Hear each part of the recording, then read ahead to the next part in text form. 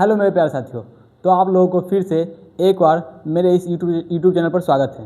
ठीक है, तो आज हम इस वीडियो में पढ़ने वाले हैं अक्षांश और देशांतर के बारे में, और बहुत ही डिटेल से पढ़ने वाले हैं। और ये ज्योग्राफी का बहुत ही बेसिक है, जो कि हर बच्चे को पसंद करता है। यहाँ पे थोड़ा बहुत कन्फ्यूजन होता है। ठीक है, तो आज हम डिटेल से पढ़ेंगे मैप की सहायता से हम लोग अक्षांश और देशांतर के बारे में विस्तार पूर्वक पढ़ेंगे। ठीक है, तो देखो इधर यहाँ पे क्या है, ग्लोब। क्या है ग्लोब जानते हो आप लोग, ग्लोब जानते होंगे, ये ग्लोब है। ठीक है, ग्लोब है ना, ग्लोब। अब ग्लोब पर क्या होता है, अक्षांश और देशांतर होता है। क्या होता है, अक्षांश और देशांतर। ठीक है ना, तो मान लिया जाए कि पृथ्वी है। क्या है, पृथ्वी को क्या बोलते हैं, ग्लोब। ठीक है, ये मेरा क्या है, पृथ्वी। ठीक है, अब ये पृथ्वी है तो पहले ये जान लो कि पृथ्वी का आकार कैसा होता है। पृथ्वी का आकार कैसा होता है, तो पृथ्वी की आकार की बात किया जाए, पृथ्वी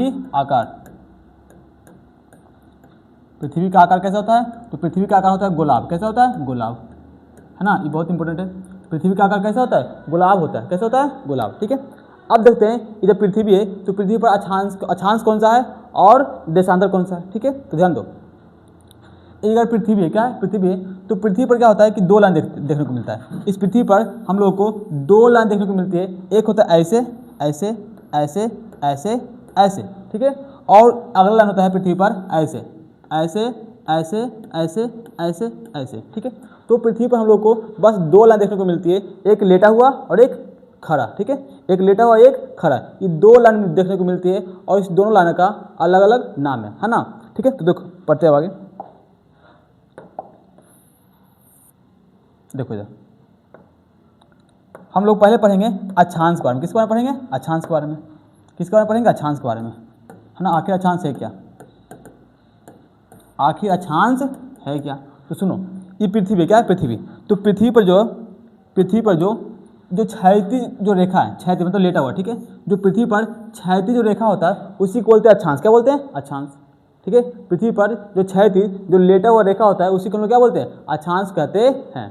ठीक है, अब ध्यान दो, तो इसका अगर परिभाषा पूछेगा कि अक्षांश क्या है, अक्षांश क्या है, ठीक है, तो बोलेंगे पृथ्वी पर उपस्थित वह काल्पनिक रेखा, पृथ्वी पर उपस्थित वह काल्पनिक रेखा जो कैसी होती है, क्षैतिज होती है, जो क्षैतिज होती है उसी को हम लोग बोलते हैं अक्षांश। क्या बोलते हैं, अक्षांश। ठीक है, देखो इधर इसका देखते हैं परिभाषा, अक्षांश का परिभाषा देखो।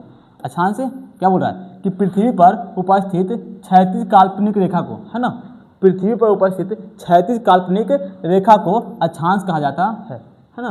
बोला क्षैतिज होना चाहिए। कैसे होना चाहिए, अक्षांश जो होता है क्षैतिज मतलब लेटा होता है। कैसा होता है, लेटा होता है ना।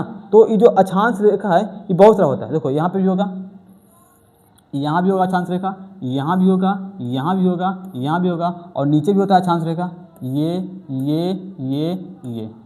है ना। तो ये मेरा क्या है, अक्षांश रेखा। कैसे, क्या है, अक्षांश रेखा।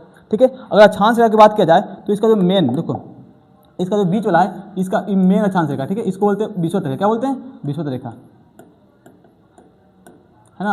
ये जो अक्षांश रेखा है इसको बोलते हैं विषुवत रेखा, और जो विषुवत रेखा होता है वह होता है 0 डिग्री पे। कितना डिग्री पे, 0 डिग्री पे, है ना। ये बीच वाला को अक्षांश रेखा को, है ना, बीच वाले अक्षांश रेखा को हम लोग मानते हैं 0 डिग्री, और इसी को बोलते हैं विषुवत रेखा।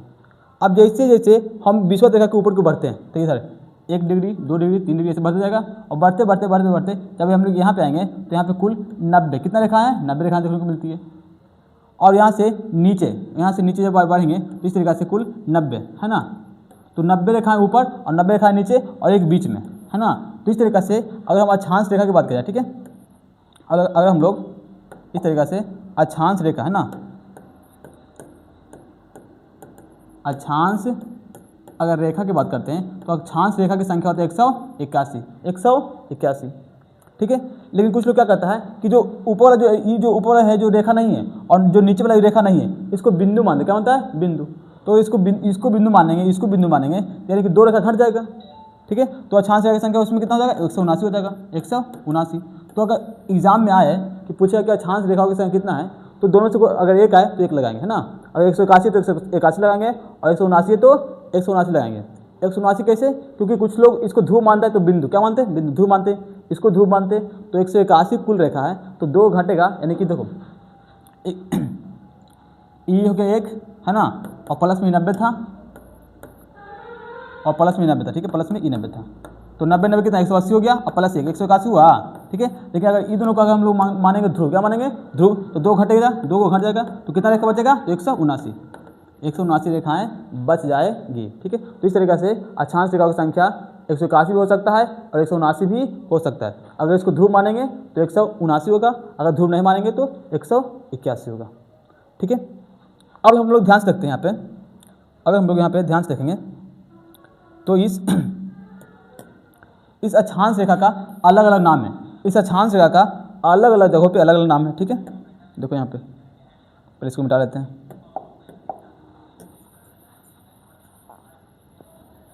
ठीक है, फिर से बना के देखते हैं, फिर से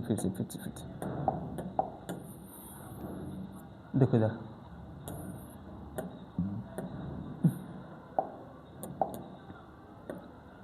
देखो मान लीजिए पृथ्वी, क्या है, पृथ्वी। ठीक है, पृथ्वी है, ऐसी है पृथ्वी।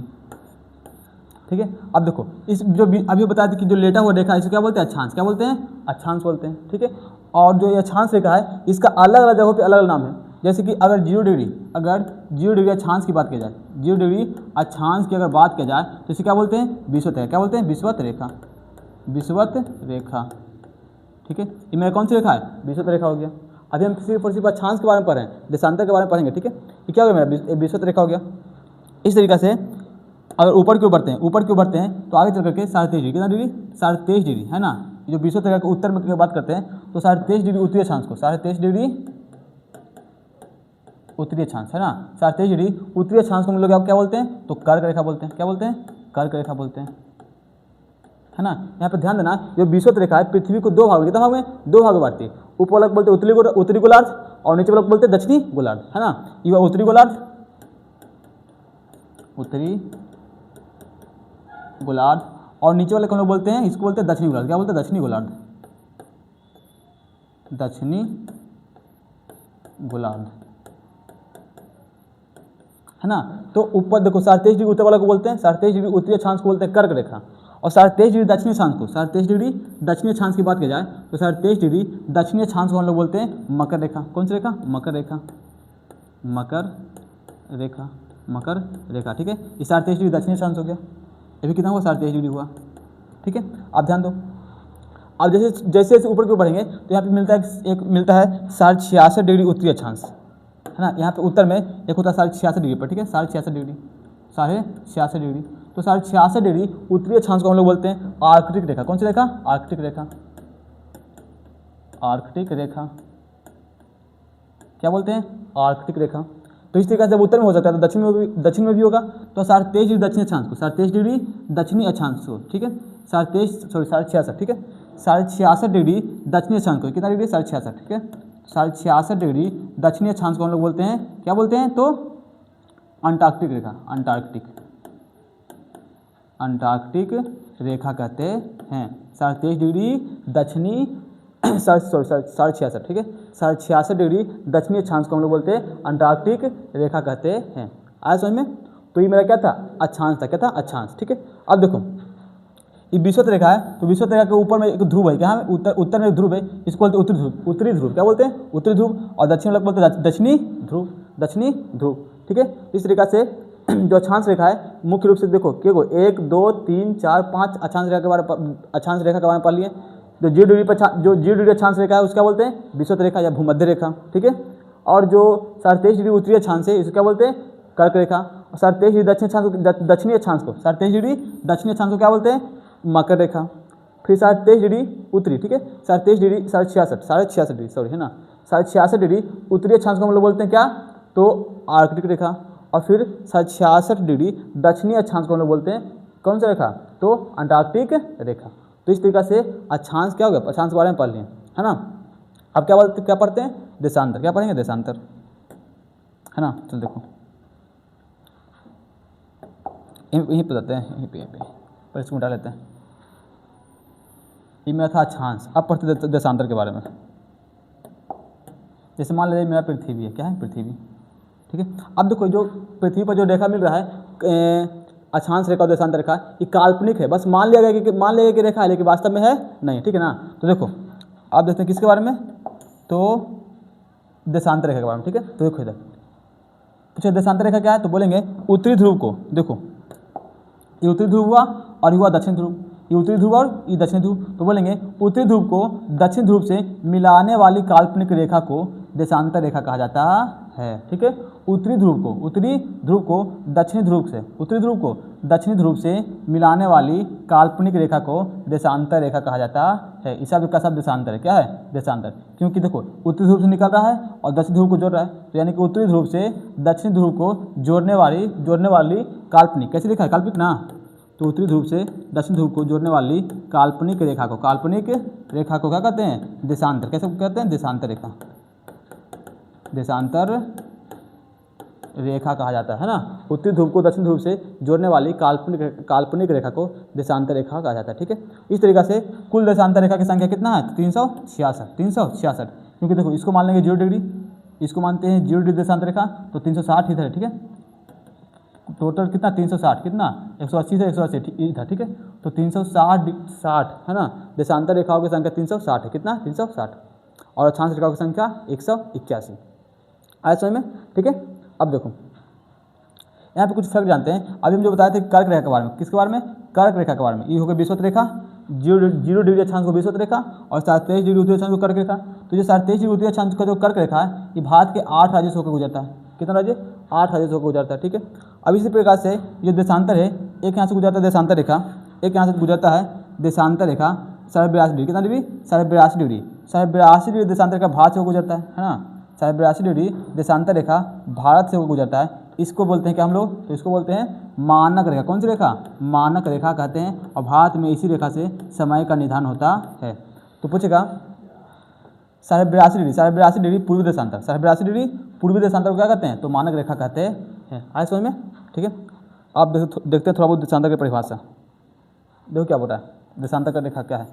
तो उत्तरी ध्रुव को देखो इधर, उत्तरी ध्रुव को दक्षिण ध्रुव से, है ना, उत्तरी ध्रुव को देखो, उत्तरी ध्रुव को दक्षिण ध्रुव से मिलाने वाली कैसी रेखा? काल्पनिक ना। तो उत्तरी ध्रुव को दक्षिण ध्रुव से मिलाने वाली काल्पनिक रेखा को देशांतर रेखा कहा जाता है।